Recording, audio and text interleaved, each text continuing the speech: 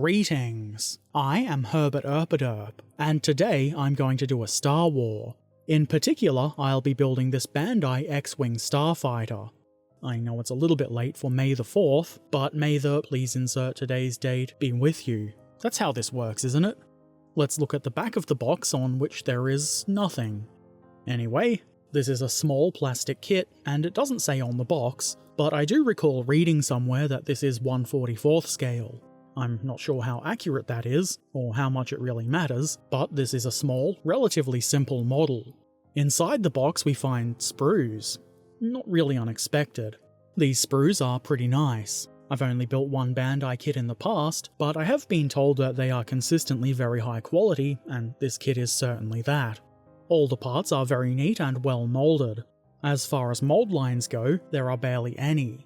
That's not to say that there are none, but there was almost nothing to clean up on the parts other than where they were clipped from the sprues. And if you clip those parts nice and close with some good cutters, you will barely end up doing any cleanup at all. The detail here is pretty good. Obviously it's a small model, so it's going to be a little bit simplified, and I'm no X-Wingologist, so I can't tell you how screen accurate this is or anything like that, but I would say that it's pretty good. The fact that the plastic is white and under bright lights for filming this does kind of hide some of that detail, but once you start painting this and doing things like dry brushing over those details, they should pop quite nicely.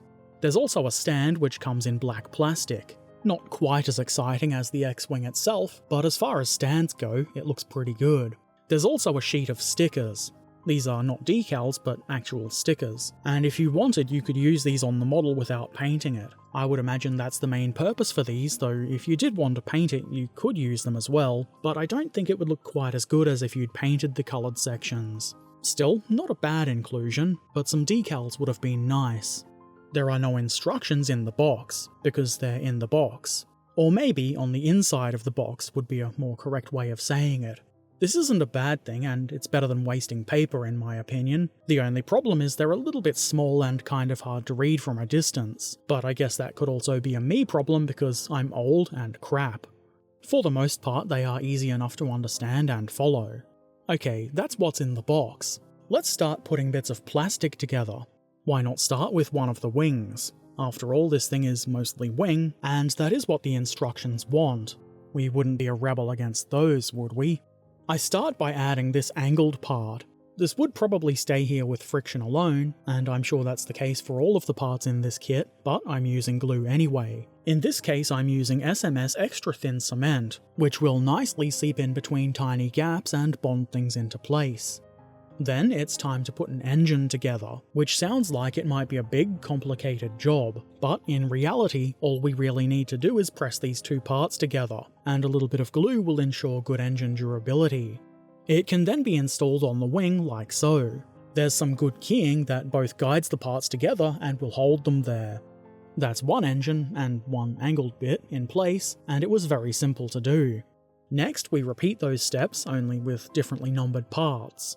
I will admit that I was initially a bit confused by the engines being on different sides of the wing, but then I remembered that this is an X-Wing, not a flat wing, so I guess that makes sense. To finish the wing off, I add these engine intake front bits, which is the technical term. These are different parts, and you can tell which one goes where if you look at the keying. Once you know which part goes where, it's easy to get them into place nice and neat. That's a good looking wing.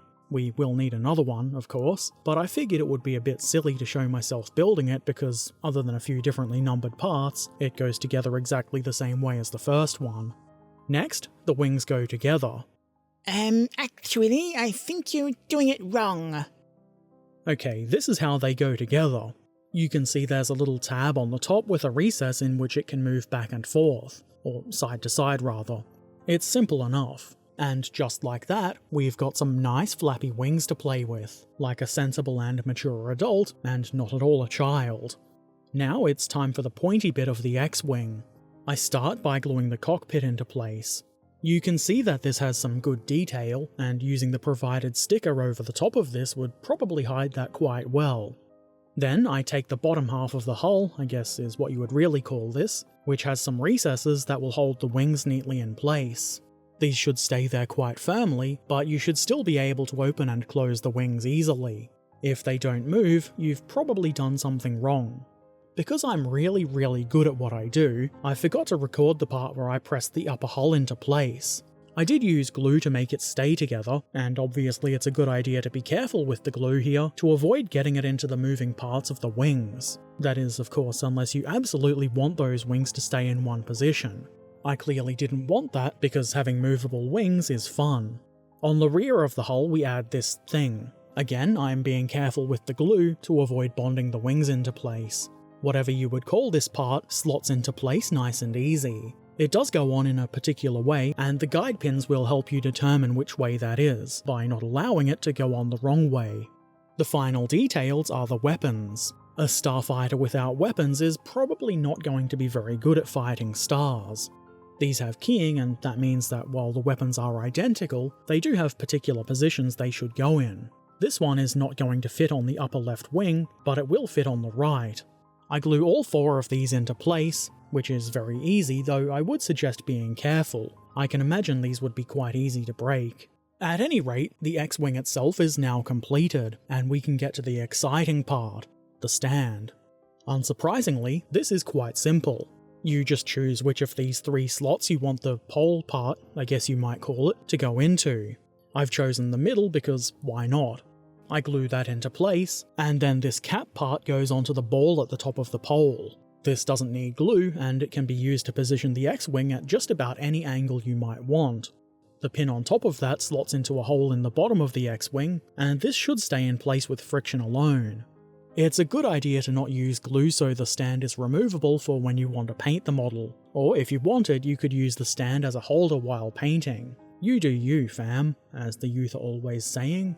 The stand is obviously easy to put together, and now you can have minutes of fun selecting different positions for your Bandai Star Wars X-Wing Starfighter, which is now completed. I think this is a really cool little model, and it was a lot of fun to put together. As you can probably tell by the short duration of this video, it was also rather quick to put together, and as I've said before, sometimes a nice, quick, simple build is just what you want. I had a good relaxing time building this and chilling with the good folks in the chat on my stream. You can probably also tell that this wasn't a particularly difficult model to build, and I would say that it's one of the easiest I've done. Part of what makes this so quick and easy to build is the excellent moulding quality. I'm led to understand that this is very typical of Bandai. When you don't have to remove a bunch of mould lines, or even just a couple of light ones, you can really save a lot of time. The end result is quite nice, especially when you consider that this is quite a small model.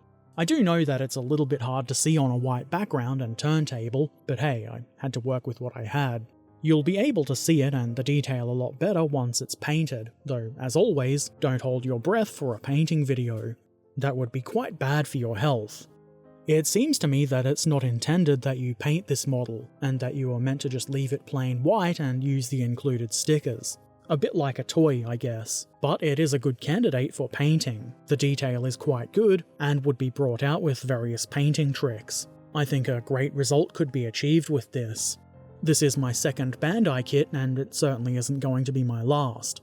Everyone keeps telling me to get one of their Gundam kits, and I'm not into Gundam, but I will certainly be building more of the Star Wars kits. They are very good. That said, it might be worth building a Gundam just to enjoy the high quality that Bandai offers. Star Wars first though. Anyway, I might be waffling now. If you have any questions or comments, it would be great to see those in the comments section below. If you've built one of these or any other cool models and you would like to share, why not stop by our Discord community and share some pictures? We would love to see what you've done. If you want to watch me build kits like this live on stream, head on over to my Twitch channel, the link for which is in the description below. And if you've not already done so, why not subscribe, follow, ring the bell, become a patron if you would like to see my videos a bit early, or maybe just come say hi on Discord or Twitch when I'm live. Links to all of my things are in the description below, and, as always, I shall return soon. So, until then, be excellent to each other, have a nice day, and thank you for watching. Farewell.